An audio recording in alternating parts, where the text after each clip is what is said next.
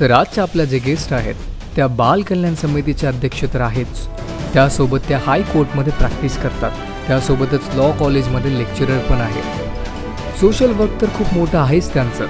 त्याच कामाला आम्ही इन्फ्लुएन्स होऊन त्यांना आज आपला गेस्ट म्हणून बोलवलेला आहे. त्याचसोबतच बाल कल्याण समितीकडून त्यांना उत्कृष्ट कामगिरीबद्दल प्लॅन इंडिया इम्पॅक्ट अवॉर्ड राष्ट्रीय पुरस्कारने सन्मानित करण्यात आलेले आहे.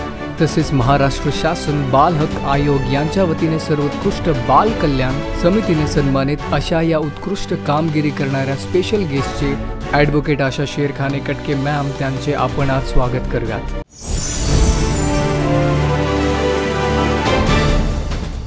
आपका बहुत बहुत स्वागत है आज के हमारे इस पॉडकास्ट में. धन्यवाद. Thank you. तो सबसे पहले थोड़ा सा आपका जर्नी बताइए कि यहाँ तक आप कैसे पहुँचे. फॅमिली बॅकग्राऊंड म्हणजे मी आर्मी बॅकग्राऊंडमधून आहे. वडील आर्मीमध्ये कॅप्टन होते, आता सध्या रिटायर आहेत. पण त्या आर्मीच्या बॅकग्राऊंडमध्ये असल्या कारणाने समाज आणि देशाच्या प्रती समर्पण भाव, जगणं, समाजासाठी देशासाठी जगणं मरणं, हे भाव लहानपणापासूनच आम्हाला शिकवण्यात आलेले आहे. आम्ही त्याच वातावरणामध्ये राहिलेलो आहोत आणि शिकलेलो आहोत. हेच ध्येय ठेवून लहानपणापासून असं वाटत होतं की मी वकील व्हावी. समाजामध्ये जे कोणते लोक आहेत, जे समस्या आहेत, ज्यांना काही अडचणी आहेत, ते कोर्टामार्फत त्यांना न्याय मिळवून देण्याचा प्रयत्न माझ्यामार्फत केला जावं. त्यासोबतच आज वकील व्यवसाय तर करतच आहे. लॉ कॉलेजेसमध्ये मी शिकवती आहे, लॉ टीचिंग करते आणि सध्या मी बालकल्याण समितीचे अध्यक्ष म्हणून हे कार्य बघते.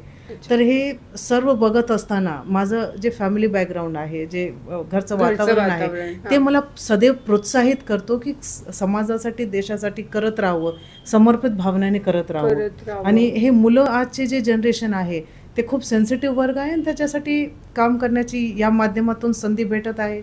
त्याचाही खूप आनंद आणि गर्व आहे मला.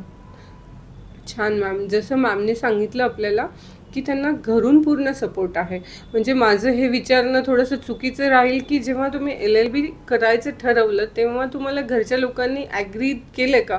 असं असतं ना की खूप वेळेस, मी पण LLB करत होते मॅम, जेव्हा मी ॲडमिशन घेतलं तेव्हा मला खूप घरच्यांचा अपोज होता की मुली LLB नाही करत म्हणून. मग असं काही अपोज तुम्हाला झाला होता का. मॅडम, खरं फॅक्ट सांगू तर लग्नानंतर मी माझं LLB आणि LLM केलेलं आहे. आणि त्याच्यासाठी माझे जे हजबंड आहेत, इंजिनियर नरेंद्र कटकेजी, त्यांनी मला पूर्ण सहयोग दिला, पूर्ण माझ्यासोबत राहिले आणि त्यांनी मला सदैव प्रोत्साहित करत राहिले आणि मोटिवेट केलं त्यांनी की भाई तुम्हाला इच्छा आहे पुढे शिकायची, वकील व्हायचं आहे. मी त्यांना लग्नानंतर सांगितलं होतं की मला वकील व्हायचं. ऍक्च्युली माझं फक्त BA झालं होतं आणि मग मी त्यांना सांगितलं मला वकील व्हायचं आहे. तर मग त्यांनी सांगितलं की कर तू. आणि मी त्यानंतर मी जेवढेही क्वालिफिकेशन्स माझे नंतरचे झाले, सगळे डिप्लोमाजही मी केलेत युनिव्हर्सिटीमधून. सगळ्यामध्ये मी युनिव्हर्सिटी टॉप झालेली आहे. हो, माझं नेट सेट झालेलं आहे.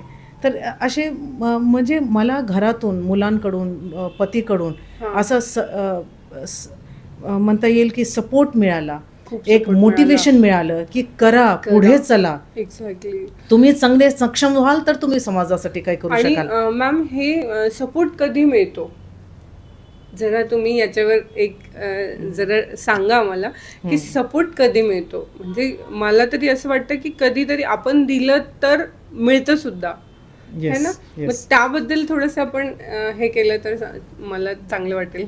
बिलकुल. सपोर्ट मिळाला म्हणजे मॅडम मी आपल्याला सांगू, आमचं जे सासर आहे ते कंबाईन फॅमिली आहे. मला जॉईंट फॅमिली, कंबाईन फॅमिली. त्याच्यामध्ये मला 4 नणंद आहेत. माझे 3 दीर आहेत. लग्न झालं तेव्हा आमचं खूप मोठं कुटुंब होतं. एवढे मोठे कुटुंबामध्ये मी जेव्हा गेले, माझं आर्मीचं बॅकग्राऊंड आणि इथं एकदम परिवर्तन, एकदम इव्हन मला मराठीही व्यवस्थित बोलता येत नव्हती.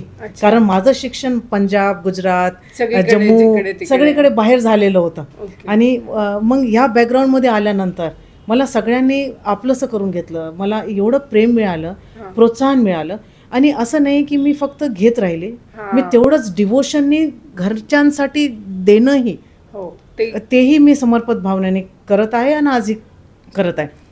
जेव्हा मला लॉमध्ये ॲडमिशन घेतले तेव्हा माझ्या घरच्यांनी हे सांगितलंच होतं की तुम्ही शिका, पुढे व्हा, पण तुम्ही तुमची घरची जिम्मेदारी, माझ्या आईवडिलांची जिम्मेदारी, माझे नातेवाईकांची जिम्मेदारी पूर्णपणे तुम्हाला घ्यावी लागेल. तुम्ही असं नाही म्हणू शकत की माझी उद्या परीक्षा आहे, मला कॉलेजला जायचं आहे, मग मी हे नाही करणार, मी स्वयंपाक नाही बनवणार. हे म्हणे त्यांनी क्लिअर केलं होतं आणि तेही मी ॲक्सेप्ट करते आणि त्या हिशोबानं मी तेवढं हार्डशिप करण्याची तयारी ते माझ्यामध्ये तयार झाली की करायचं आहे मला. तुम्ही ती तयारी ठेवली, त्यामुळेच आज या स्टेजवर आहे.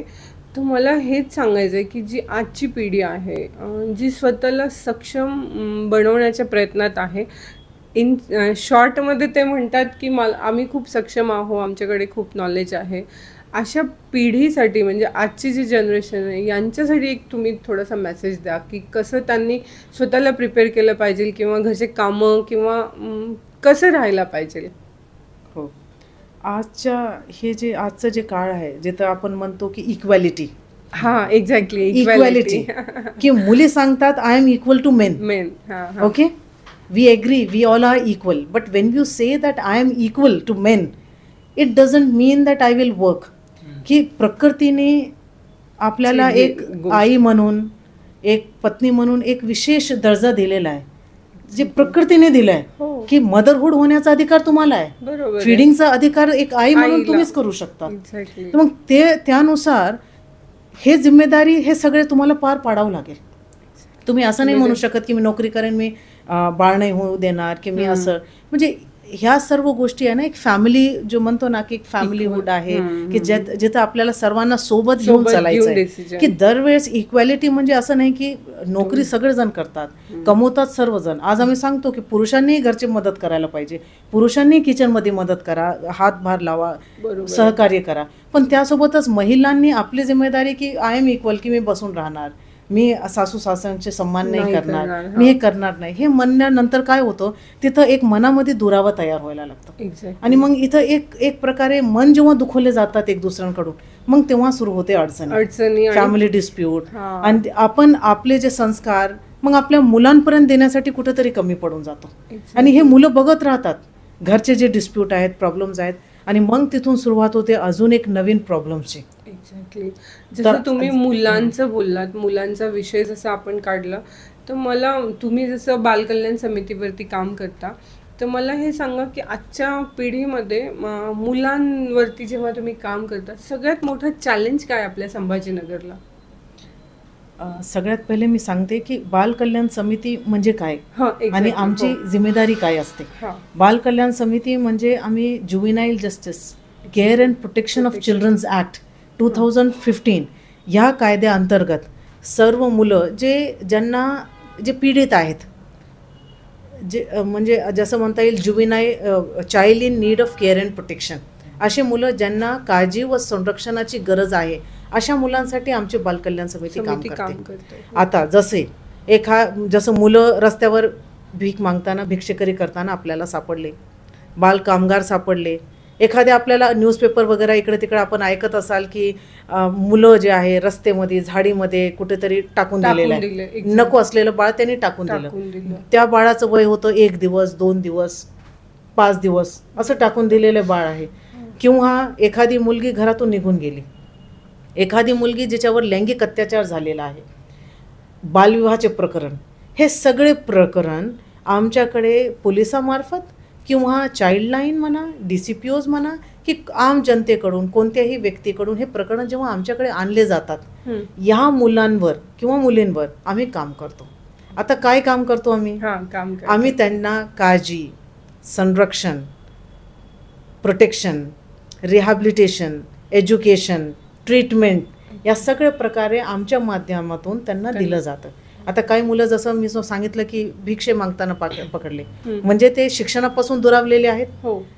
मग आम्ही त्यांना शिक्षणाच्या प्रवाहात आणतो, त्यांना आमच्या संस्थेमध्ये ठेवतो. कोणी अनाथ असेल, आईवडील नाही आहेत, ज्यांना असे परिस्थितीमध्ये आलेले आहेत, त्यांना आम्ही आमचे बालगृहात ठेवलं जातं.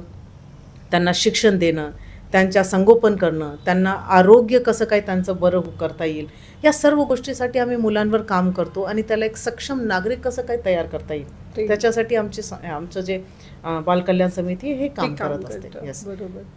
आणि मग सगळ्यात महत्त्वाचा आणि मोठा संभाजीनगरचा आपला काही इश्यू आहे असं? खरं सांगू तर अनेक प्रकरण दररोज आमच्या समोर येतात. 1 2 नाही तर अनेक प्रकरणं. आणि दररोज आता लैंगिक अत्याचार म्हणजे POCSO, protection of children from sexual ऑफेन्सेसमधले प्रकरण, अनेक प्रकरण दररोज घडत असताना आपल्याला दिसतात. की जर न्यूजपेपरमध्ये आपण वाचत असाल की एखाद्या अल्पवयीन मुलीसोबत अशा व्यक्तीने लैंगिक अत्याचार केला, म्हणजे ते कोर्टामध्ये तर त्या आरोपीला घेऊन जातात, पण त्या मुलीला आमच्याकडे प्रोड्यूस केलं जातं पोलिसांमार्फत. तर ह्या मुलींसाठी केअर अँड प्रोटेक्शन, तिला काउन्सिलिंगची गरज आहे का, तिला काय काय कारणं आहेत, तिला कोणी फूस नेऊन घेऊन जातो का, बाल भिक्षेकरू भीक मागत आहेत तर मग त्याच्या पाठीमागची कारणं काय आहेत. मग असे अनेक जे बालकं ज्यांना काळजी व संरक्षणाची गरज आहे, ज्यांना स्पेशल अटेन्शनची गरज आहे, अशा सर्व मुलांना आम्ही काम करतो. तर जसं आपण सांगता की प्रकरणं आहेत का, तर भरपूर प्रकरणं आहेत. दररोज आमच्याकडे कमीत कमी 3 ते 4 प्रकरणं दररोजची येतात. खूपदा त्याच्यामध्ये पॉक्सोमधील प्रकरणं मुली आहेत, खूपदा असेही मुलं आहेत की ज्यांना रस्त्यावर कोणीतरी टाकून दिलेलं आहे, त्यांनाही घेऊन येऊन त्यांचं मेडिकल करून त्यांना बालगृहामध्ये दाखल केलं जातं. त्यासोबतच बाल भिक्षेकरूचे प्रकरण खूप वाढले. आत्ता सध्या तर मोहीम चालू आहे. या 2-4 दिवसामध्ये अनेक बाल भिक्षेकरू आमच्या समोर आलेले आहेत आणि त्यांचं पुनर्वसनाचं कार्य आमच्या माध्यमातून आम्ही करत आहोत. तर असे, आणि आज ह्याच्यामध्ये अजून एक भर आहे की जे मुलं आहेत लहान, त्यांना ड्रग ॲडिक्शन, तेही प्रमाण वाढलेलं आहे. असे अनेक प्रकरणं आहेत जिथं आईवडील स्वतःच मुलांना घेऊन येतात आणि ते सांगतात की आमचे मुलगा जे आहे व्यसनी झालेला आहे, व्यसन करतो. आणि किती वर्षाचे असतात हे मुलं? ते 12 ते 17 वर्षाचे असं. म्हणजे स्कूलमध्ये जाणारे मुलं आणि त्यांची आपल्या संभाजीनगरमध्ये ही कंडिशन आहे. ओके. मला तर असं वाटत होतं की नाही, आपली सिटी खूप सेफ आहे आणि आपल्या सिटीत काही असा खूप प्रॉब्लेम नाही आहे. बट आज आपल्याकडून जे ऐकते ना मॅम, मला खरंच असं त्रास होतो आहे की ही कंडिशन आपल्या इथेही येऊन पोहोचली आहे. मग म्हणजे आपल्या घरापर्यंत येऊन पोहोचायला वेळ नाही लागणार. त्यासाठीच मला असं वाटत होतं की तुमच्या मार्फत एक चांगला स्ट्रॉंग मेसेज गेला पाहिजे की अशा कंडिशनमध्ये किंवा अशी कंडिशन आपल्यासोबत होऊ नये म्हणून पालकांनी मुलांसाठी काय केलं पाहिजे किंवा कसं लक्ष दिलं पाहिजे किंवा कसं त्यांच्यासोबत राहिलं पाहिजे. मुलं, आईवडिलांची तर जबाबदारी आहेच आहे, समाजाचीही तेवढी जिम्मेदारी आहे. आज जसं आपण सुरुवातीला चर्चा करताना बोलत होतो की घराचं वातावरण, आपल्या घरचं वातावरण खूप महत्त्वाचं आहे. की आपले मुलं आईवडिलांना बघतायत, ऑब्झर्व करतायत की ते कसं वागतायत, ते कसं राहत आहेत, घरचं डिसिप्लिन कसं आहे, घरचं एक दुसऱ्यांपाशी प्रेमळ वातावरण कसं आहे, आणि तेच बघून मुलं शिकतात. खूप सारे प्रकरणामध्ये आमच्याला असं लक्षात येतं की आईवडिलांमध्ये भांडणं आहेत, खूप डिस्प्यूट आहेत, खूप इश्यूज आहेत, दोघांचं पटत नाही. आणि म्हणून अशा कारणामुळे जे मुलं आहेत ते आपल्याला एकटे फील करतात. आणि अशा एकटेपणामध्ये जेव्हा त्यांना कोणते बाहेरचा व्यक्ती बोलतो, इंटरॅक्ट करतो, तर त्यांना खूप छान वाटतं. त्यांना वाटतं की हे व्यक्ती किती चांगला आहे, किती माझी काळजी घेतो, विचार करतोय माझ्याबद्दल. एवढं तर माझे आई वडील करत नाहीत. मग अशा वेळेस मग ती मुलगी का तो मुलगा, कारण अशा प्रकरण आजकाल मुलासोबतही होत आहेत, मग तो मुलं काय करतात, ते दुसऱ्या व्यक्तीकडे डायव्हर्ट होतात, अट्रॅक्ट होतात. आणि मग तिथून सुरुवात होते मुलांचं एक्सप्लॉयटेशन होणं. म्हणजे आता त्यांच्यासोबत लैंगिक अत्याचारही होणार, त्यांना ड्रग अब्यूज केलं जातं, त्यांना ॲडिक्टेड केलं जातं, काही ना काही व्यसनी केलं जातं. त्यासोबतच बाईंग अँड सेलिंग म्हणजे मुलांची विक्रीही केली जाते. खूप जागी मुलांना दबावपूर्वक भीक मागण्यासाठी दबाव टाकलं जातं. आणि बालविवाहाचे प्रकरण खूप आहेत आपल्याकडे. तर मग मुलींना मग, आणि जर का असं होत असेल, आपलं मग घरच्या आईवडिलांना कळतं की ही मुलगी आपलं ऐकत नाही आहे, बाहेर कोणासोबत बोलती आहे, अनोळखी व्यक्तीसोबत असं काही वागत आहे चुकीचं, शाळेत जात नाही आहे, शिक्षणाची इंटरेस्ट नाही, मग लगेच आईवडील निर्णय करतात की चला मग आपण लग्न लावून देऊ. आणि मग जसं डिसिजन केलं जातं बालविवाह म्हणजे विवाहाबद्दल, तर ते बालविवाह प्रकरणामध्ये हे होतात, अडकतात. हां, आणि ते प्रकरण मग दुबारा आमच्याकडेच येतो. तर अशा समस्यावर एकच उपाय मी सांगेन की आईवडिलांनी खूप सतर्क राहण्याची गरज आहे. आपल्या मुलांकडे विशेष लक्ष देण्याची गरज आहे. आपले मुलं मोबाईल वापरतात का? मोबाईल, इंटरनेट, इंस्टाग्राम हे सोशल मीडिया एवढं प्रभावशाली आहे की ज्याचं पॉझिटिव्ह इम्पॅक्ट न होता निगेटिव्ह मुलांवर इम्पॅक्ट जास्त आहे. त्यासोबतच की आपले मुलं काय बघतायत इंस्टाग्रामवर, कुणाशी बोलतायत, अभ्यास करतायत की नाही, शाळेत जात आहेत की तुम्हाला नाही. हे करते की तेच इंटरॅक्ट मुलं कसं करता आहे, सोशल मीडिया कसं वापरतात. एक केस मी मध्ये वाचली होती मॅम की मुलाला आई वडिलांनी मोबाईल नाही घेऊन दिला, त्यामुळे त्यांनी सुसाईड केली. तर आता हे पण खूप असं झालेलं आहे की पॅरेंट्सने थांबवायचं कसं. यांची मानसिकता मुलांची इतकी इन्फ्लुएन्स झाली आहे सोशल मीडियाला पाहून की मग ते हे विचारच नाही करू शकत आहेत की ही गोष्ट माझ्यासाठी चांगली आहे की नाही आहे. मला तरी वाटतंय की 70% तरी आई वडील कधीही आपल्या मुलाचं वाईट नाही विचार करणार. थोडेफार काही असतील पण 70% पेरेंट्स तरी आपल्या मुलांबद्दल कधीही चांगलेच विचार करतील. पण मग ते पण ऐकण्याची तयारी नाहीये. प्रत्येक वेळेस आई वडीलच रॉंग आहेत असे नाही म्हणू शकत. तर मग ह्या सगळ्या गोष्टींसाठी मुलांसाठी काही असं तुमच्याकडे आहे का की त्यांचं काउन्सिलिंग होऊ शकेल, किंवा हे होण्याच्या आधी असे काही शिबिर आपण घेतो का आपल्या माध्यमातून, किंवा अशा काही गोष्टी होतात का? हो मॅडम, जसं आपण एक किस्सा सांगितलं की मुलाला मोबाईल नाही दिलं म्हणून तो आत्महत्यापर्यंत विचार करतो. हे जे प्रवृत्ती आहे हे इमिडिएट सुरू नाही होत. ओके.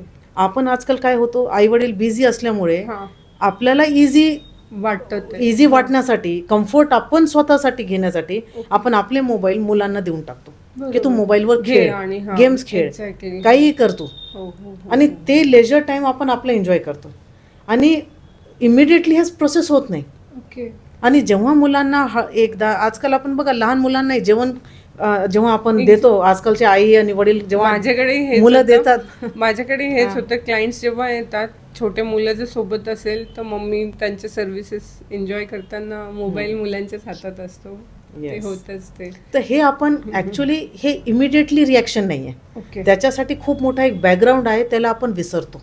अच्छा. एक तर आपले हे की भाई आपण त्यांना इन्फ्लुएन्स केलेलं आहे आपल्या व्यवहारामध्ये का आपल्या, नाहीतर आपण दिवस रात्र मोबाईल बघतो मुलांसोबत एक स्वतः पॅरेंट म्हणून, आणि मुलांना सांगतो तू वापरू नको मोबाईल. तर हाऊ इट इज पॉसिबल.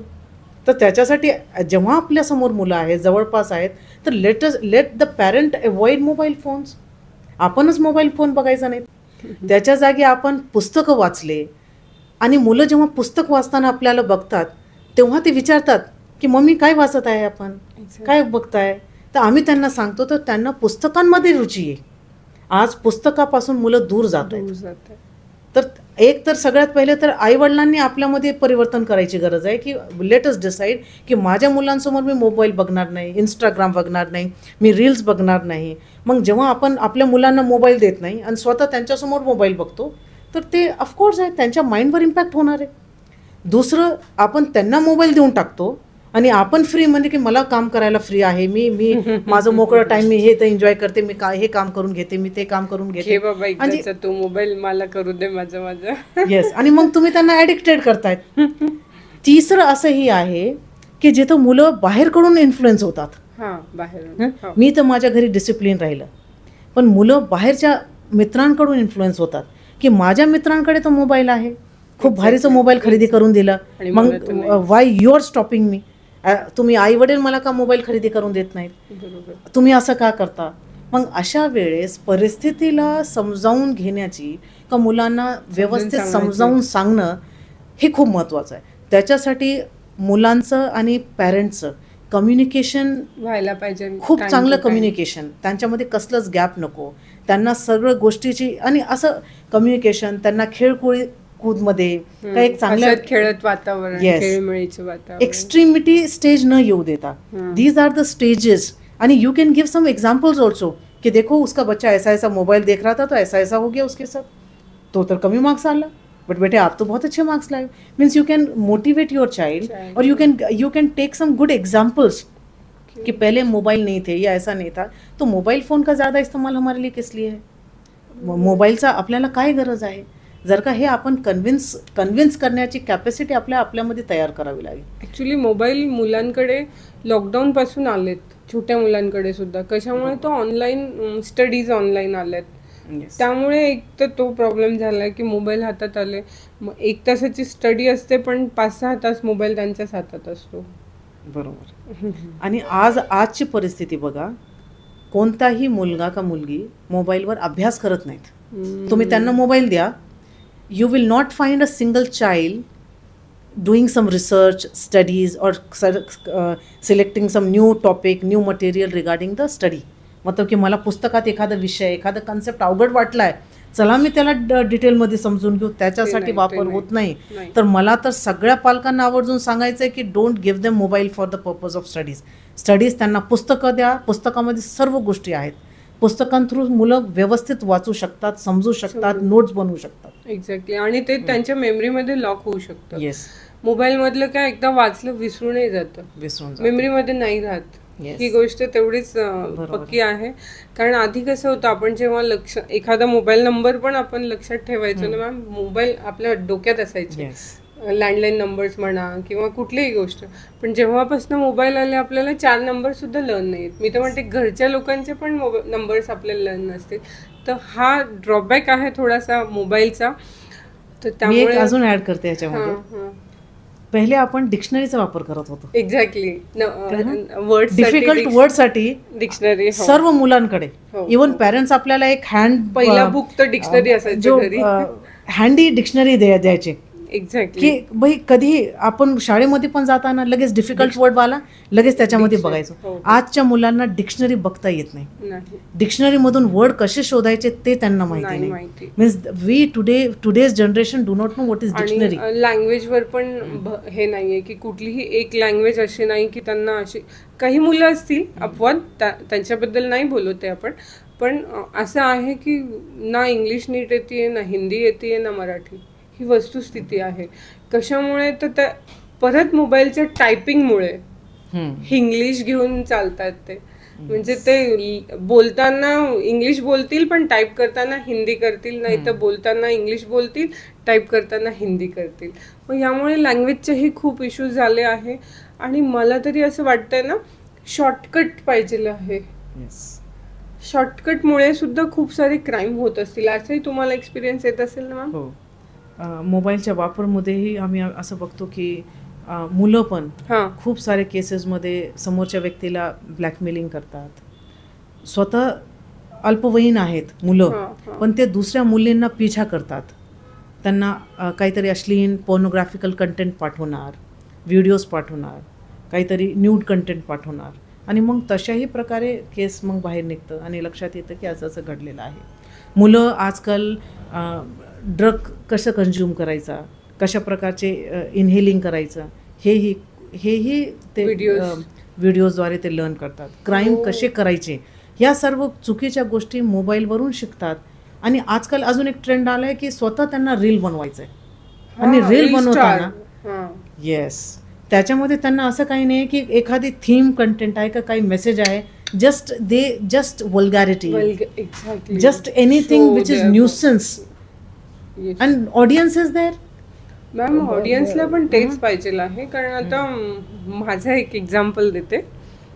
4 दिवसापूर्वीच आम्ही एक रील पोस्ट केली आहे, अशीच आहे ती टाइमपासवाली. आणि त्याला इतका चांगला रीच आला आहे माझ्या त्या रीलला. न्यूसेन्स आहे, काही सेन्स नाही आहे त्याला. कमेंटही तितके जास्त कमेंट आहेत. आणि एक इन्फॉर्मेटिव्ह रील बनवली मी, खूप सुंदर साडीबद्दलची इन्फॉर्मेटिव्ह रील आहे. तर मी सांगते 2 लोकांनी सुद्धा कमेंट नाही केले. म्हणजे माझ्या फॉलोअर्समधनं 2 फॉलोअर्सने सुद्धा मला त्याच्यावर कमेंट नाही केलं की खूप चांगली इन्फॉर्मेशन आहे किंवा चांगलं रील आहे. आणि 2000 लोकांनी पण ती नाही पाहिली. म्हणजे न्यूसेन्सवाली जी 10,000 लोकांनी पाहिली आहे. तर मग मला हे कधी कधी हा प्रश्न पडतोय की पाहिजे काय लोकांना. आपण फक्त म्हणजे आम्ही 4 जणी जरी बसलो, समजा 4-5 जणी डिस्कशनमध्ये, एक्झॅक्टली डिस्कशनमध्ये काय असतं, अरे यार जमाना कैसा हो गया है, कितना खराब हो गया है, पर जमाने में हम भी तो आ रहे हैं ना. Yes, very true. तो इसके ऊपर कैसे करे कि हर एक पर्सन ने खुद के हिसाब से भी सोचना चाहिए कि मैं क्या मैसेज दे रही हूँ। बराबर। इसके लिए मैं सबसे पहले ऐड करूँगी कि आजकल जो संस्कार है, जो मॉरल्स हैं, जो वैल्यूज़ हैं, वो आने वाली पीढ़ियों को देने की बहुत ज़रूरत है। कि संस्कार क्या बोलते हैं। आज हमने मॉडर्नाइजेशन के नाम पर, जैसा आपको सांगा कि I am very modern, modern does not mean that you will forget your values and morals. तर ते संस्कार मॉरल्स जे काय आहेत, कसं काय आपण आपलं एक चांगलं बिहेवियर जगासमोर समाजासमोर ठेवू शकतो, या सर्व गोष्टीला लक्षात ठेवणं खूप गरजेचं आहे. आणि if we fail in this, तिथून सुरू होते मग चुकीच्या गोष्टी, चुकीचं आपलं वागणूक, आणि त्याच्यानुसार मग पुढे चालून होतात अनेक समस्या उद्भवतात.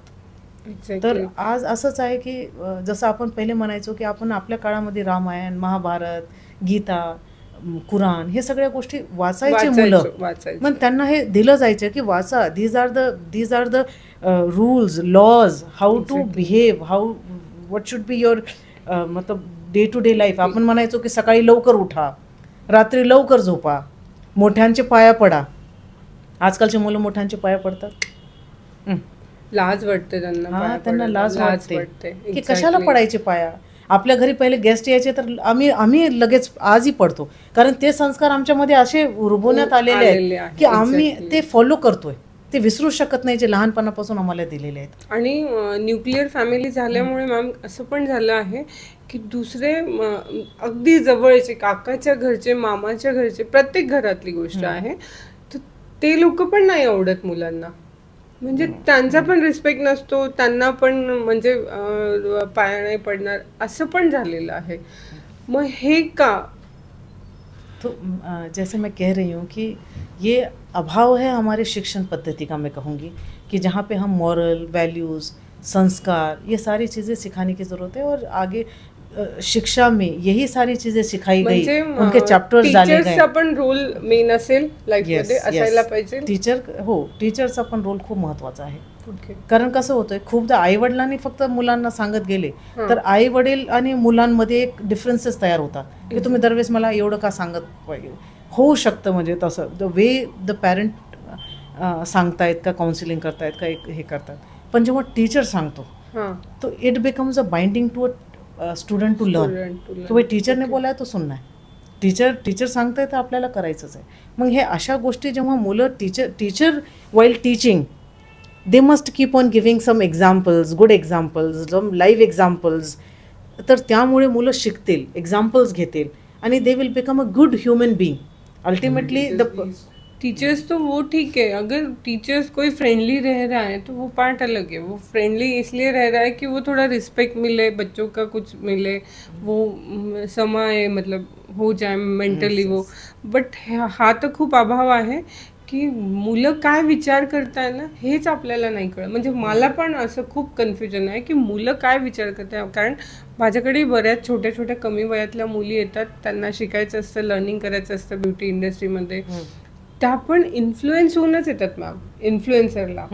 त्यांनी फक्त मोठ्या आर्टिस्टची जर्नी पाहिलेली असती, ती फेमस झालेली, एक्झॅक्टली फेमस झालेली जर्नी पाहिली आहे म्हणून त्यांना त्यांच्यासारखं व्हायचं असतं.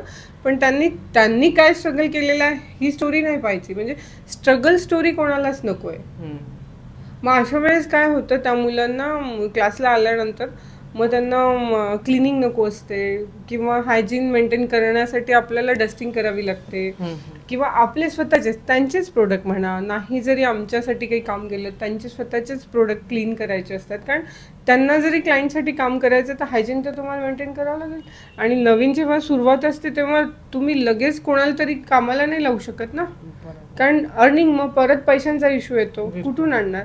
मग हे स्ट्रगल करायचीच तयारी नसते. इन्फ्लुएन्स होऊन येतात, 4-5 दिवस, महिनाभर, 2 महिने, कोणी 4 महिने क्लास करतात, सोडून घरी बसतात. मग करिअरकडे बघण्याचा पण दृष्टिकोन इतका अभाव आहे. मला तरी असं वाटतं की शिकतात खूप मुली, एज्युकेशन खूप पर्सेंट करतात मुली असतात घेतलेलं, पण मग किती पर्सेंट लोक कामं करतात मॅम?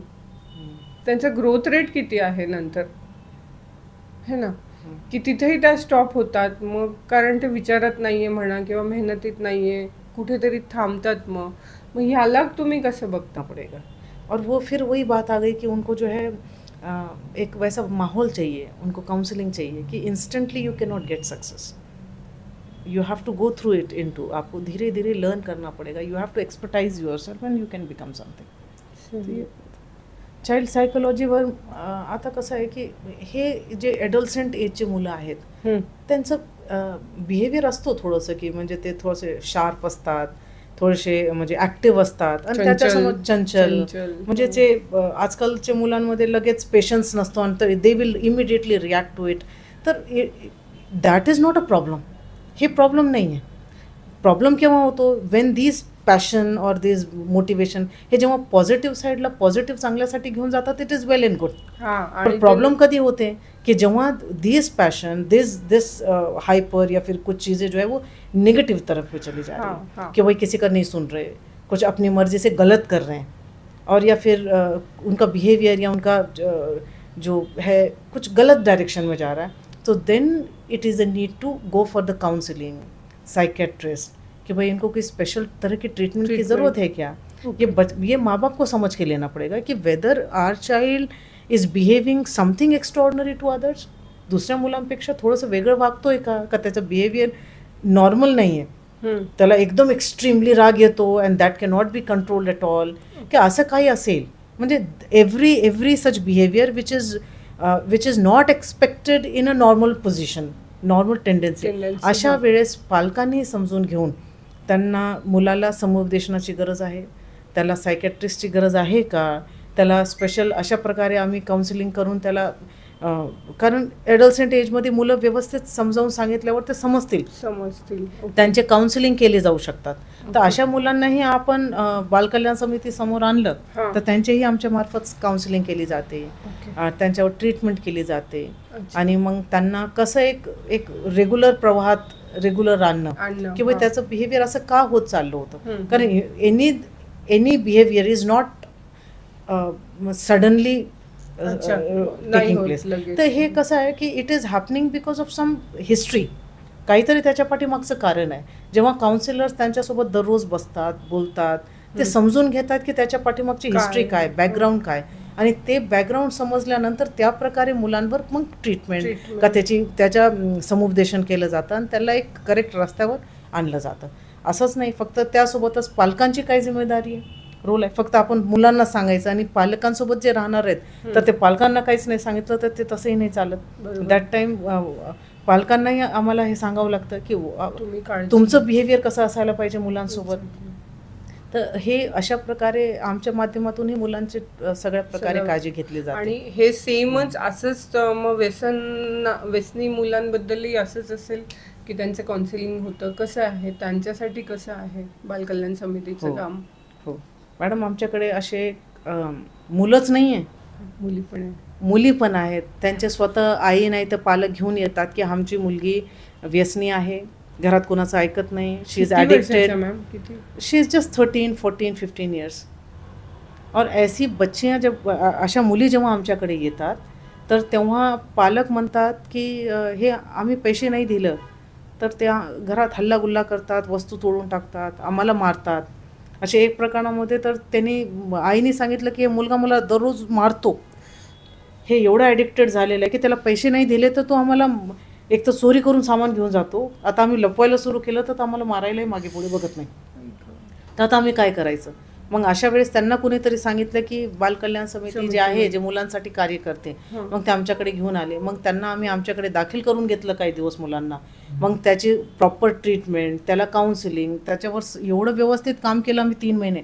3 महिन्यामध्ये एकदम मुलगा व्यवस्थित झाला, एकदम एकदम छान वागायला लागला. जेव्हा तुमच्या मार्फत काम जेव्हा सक्सेस होतं तो फील कसा असतो तुम्हाला?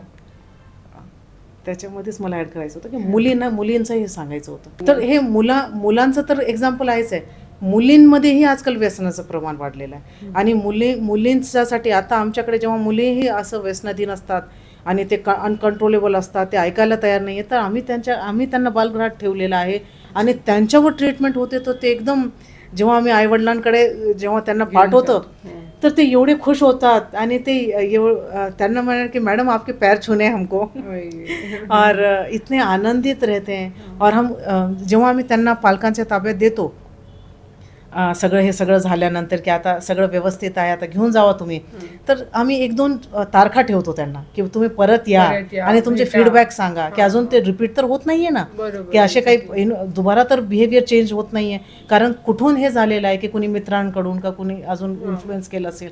तर जेव्हा नेक्स्ट डेट्सला येतात तर ते एवढे स्ट्रॉंग झालेले असतात माइंडनी की त्यांना माहिती आहे की मॅडम जे मी चूक केली होती ती मी आता दुबारा कधीच करणार नाही. मला लक्षात आले की मी किती मोठी चूक करत होते, आता मी स्वतः मम्मीची काळजी घेणार आणि मी असं करणार आहे. आणि आता या मुली आता दररोज शाळेत जातात आणि त्यांचं खूप चांगलं हे आहे. We find ourself very successful की अशा प्रकरणामध्ये आम्ही व्यवस्थित सगळं करू शकलो आणि एक चांगलं न्याय मिळवून देण्याचं कार्य आम्ही या माध्यमातून केलं. तुम्ही जे काम करताय ते खरंच खूप मोठं काम आहे आणि त्यामुळे मला तर हे नक्कीच माहिती आहे की खूप लोकांचे आशीर्वाद आहेत, खूप आईवडिलांचे आशीर्वाद आहेत तुमच्यासोबत. पण अजून काही अशा काही गोष्टी आहेत का ज्याचा तुम्हाला मेसेज द्यावा असं वाटतंय? मेसेज एवढं सांगायचं आहे मला की पालकांनी आपल्या मुलांवर थोडंसं मुलांसोबत वेळ घालवण्याची गरज आहे. आज पालक म्हणून हे इथं मला महत्त्वाचं सांगायचं आहे की असं नाही की गरीब परिवार, मध्यम वर्ग किंवा श्रीमंत. आज गरीब वर्ग जरी म्हणला तर मोलमजुरीला जातात आई वडील. मध्यम वर्गात ही लोक कामं करतात, नाही तर आई बिझी असते. आणि श्रीमंत घरामध्ये पण एक वेगळं रिच स्टेटस असतं वातावरण. तर आपण असं नाही म्हणू शकत की हे प्रकरण का अशा प्रकारचे चाइल्ड व्यसनी असू द्या किंवा मुलांसोबत लैंगिक अत्याचार असो की असे कोणत्याही प्रकारामध्ये कॅटेगराईज नाही करू शकत आपण की रिच क्लासमध्ये आहेत का पुअर क्लासेसमध्ये आहे. सगळ्या ह्याच्यामध्ये गरीब परिवारांनी पण, आईवडिलांनी किंवा श्रीमंत यांनी पण आपल्या मुलांकडे सोबत वेळ घालवायचा आहे. This is the need of the hour की आपण मुलांसोबत संवाद साधा, मुलांसोबत गप्पे मारा, मुलांसोबत जेवण करा. मुलांनी दिवसभर काय केलं पहिले त्याला न विचारता स्वतःबद्दलच सांगा. मी स्वतः काय करते घरी संध्याकाळी जेव्हा जाते ना, तर आम्ही संध्याकाळचं जेव्हा जेवण करतो तर तेव्हा मी माझ्या दिवसभराची चर्चा करते. आज मी सकाळी गेले तर आज असं जसं झालं, हे व्यक्ती भेटला, मग आम्ही असं केलं, मग याच्या हे केस झालं, मग असं म्हणजे मी दिवसभराची चर्चा, मी असं कोणाला रिपोर्टिंग करायचं म्हणून नाही, एक एन्जॉय म्हणून, एक डिस्कशन, एक मी काय केलं आज दिवस, मी असं जेव्हा सर्वांना सांगते. मग माझे हजबंडही सांगतात की हो आज माझ्या ऑफिसमध्ये पण असं झालं, मग मी आज हे काम केले, मग मी आज असं केलं. मी म्हणजे जनरल रुटीनमध्ये आम्ही जेव्हा शेअर करतो तर तेव्हा मुलंही मग ॲटोमॅटिकली सांगतात. म्हणजे आम्ही त्यांना सांगत नाही की तू सांग की तुझ्या दिवसभर काय काय झालं. ही द चाइल्ड बिकम्स की मम्मी मी सांगू का, आज तर माझ्या शाळेमध्ये असं झालं, आज हे घडलं माझ्यासोबत, आज कॉलेजला गेले होते तर आज असं घडलं, आज मी हे शिकले होते तर त्याच्यामध्ये मला अशी नवीन एक गोष्टी शिकायला भेटली. तर खूप सारे नवीन गोष्टींची आमच्या घरामध्ये चर्चा होते, संवाद होतो आणि जेवणसोबत करतो. तर एक खूप हॅपी आणि हेल्दी वातावरणामध्ये मुलांना वाटतं की आपले आईवडील आपल्यावर खूप प्रेम करतात. हे जाणीव मुलांना कंपल्सरी व्हायलाच पाहिजे आणि ते जाणीव ॲटोमॅटिकली नाही होणार. त्याच्यासाठी आईवडिलांना मुलांसाठी वेळ द्यावा लागेल. आणि जेव्हा तुम्ही वेळ देता तर तेव्हा तुम्हाला ॲटोमॅटिकली कळतं की मुलं काही चुकीचं करतायत का, मुलं मोबाईल हे करतात का, मोबाईलचा अतिवापर करतायत का, मुलांना काय ॲडिक्शन आहे का, त्यांना काही कोणी ब्लॅकमेल करतंय का, काही टेन्शन आहे का, हे चर्चामध्ये ॲटोमॅटिकली समजतं. आणि माझ्या घरात तर मॅडम मी असं वातावरण तयार केलेलं आहे की मुलं सर्व गोष्टी सांगतात की मम्मी असं आहे, हे आहे. आणि इनफॅक्ट एवढे लहानपणापासून आम्ही आमच्या घरात सर्वजण पुस्तकं वाचतात युजली. तर आमच्या मुलांना पुस्तकं वाचण्याचं एवढं छान तयार झालेलं आहे की आता कॉलेजमध्ये जेव्हा सुट्टी पडते तर ते इमिडिएटली ते जे बेस्ट बुक सेलिंग आहे ते ऑनलाईन मागून घेतात आणि ते सुट्ट्यांमध्ये ते पुस्तक वाचतात. आणि ते स्वतः वाचत नाहीत, मी बिझी असते तर ते मला सांगतात की मम्मी बघा हे पुस्तक खूप चांगली आहे, त्याचं थीम असं आहे, आपल्यालाही वाचायची गरज आहे. This is what. तर असे माझ्याही घरात असंच वातावरण आहे. माझ्या घरात तर मुलगी क्लासिकल डान्सर असल्यामुळे तिला गुरुच इतके मोठे आणि छान लाभलेले आहे की माझ्यापेक्षा जास्त पुस्तकं ती वाचते. म्हणजे महाभारत म्हणा, कुठलेही थिसीस म्हणा, काही इतके पुस्तकं वाचते ती. आणि मुलगा तर करतोच आहे, तो अभ्यासूच आहे. पण असं आहे वातावरण, आम्हीही डिस्कशन करतो, सोबतच कंपल्सरी सोबत जेवतो. ती आत्ता जेवायला चालली होती थोड्या वेळापूर्वी तर ह्या गोष्टी आहे की तुम्ही जितकं तुम्ही मुलांसोबत बोलताल तितकं तुम्हालाही म्हणजे कळेल, आपल्यालाही कळेल, असं हे एकदम तुम्ही बरोबर बोललात मॅम. आणि त्याचसोबत मॅम सोबत अजूनही खूप साऱ्या गोष्टी सोबतच एक मला अजून ॲड करायचं आहे की संवाद तर साधाच आहे मुलांसोबत. आई वडिलांनी आपले आचरण घरात भांडणं न करता, तुम्हाला नवऱ्यासोबत का बायकोसोबत तुमचे आपसी काहीतरी असेल तर ते तुम्ही एका रूममध्ये का एकटेपणामध्ये बोला. मुलांवर त्याचा इन्फ्लुएन्स होऊ देऊ नका. जे निगेटिव्हिटी आहे आपली काहीही, आपल्या मुलांसमोर एक चांगलं वातावरण ठेवा की बाई we are a happy family, आणि ते तुमच्याकडून शिकत आहेत हे लक्षात ठेवायला पाहिजे. जेव्हा मुलांना लक्षात येतं की आई वडिलांमध्येच डिस्प्यूट आहेत, प्रॉब्लेम्स आहेत, भांडणं आहेत, ते दिवसभर भांडणं करतात, नाही तर वडील दारू पिऊन येतो आणि घरात काहीतरी मारहाण होते, तर हे मुलं चुकीच्या गोष्टी शिकतात. स्वतः मुलं मग फ्रस्ट्रेट होतात, निगेटिव्ह थॉट क्रिएट होतो त्यांच्यामध्ये, आणि मग तुम्हाला तेच होणारे जे चुकीच्या गोष्टी होतात. तर ह्या पण गोष्टीचा आपण थोडंसं एक विचार केला पाहिजे. हो, पालकांनी थोडी कसं वागलं पाहिजे. एक्झॅक्टली, ही खूप मोठी गोष्ट आहे.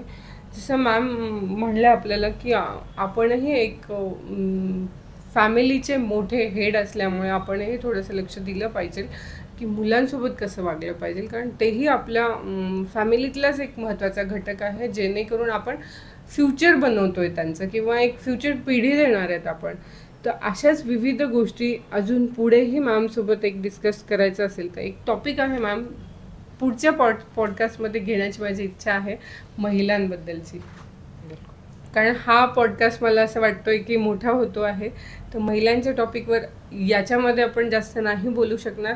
तर ज्यांना असं वाटतंय की मॅमसोबत महिलांच्या विषयावरती डिस्कशन व्हायला पाहिजे त्यांनी प्लीज कमेंट करा आणि आम्हाला सांगा. मग नंतर नेक्स्ट अपॉइंटमेंट घेऊन मॅमला आपण परत बोलवूया आणि खूप सुंदर गोष्टी आणि महत्त्वाच्या गोष्टी मुलांबद्दलच्या आपण आजच्या पॉडकास्टमध्ये डिस्कस केल्या आहेत. मॅम, तुम्ही खूप वेळ काढून इथे आल्याबद्दल पुनश्च एकदा खूप खूप धन्यवाद मॅम. आपले सर्वांचे धन्यवाद.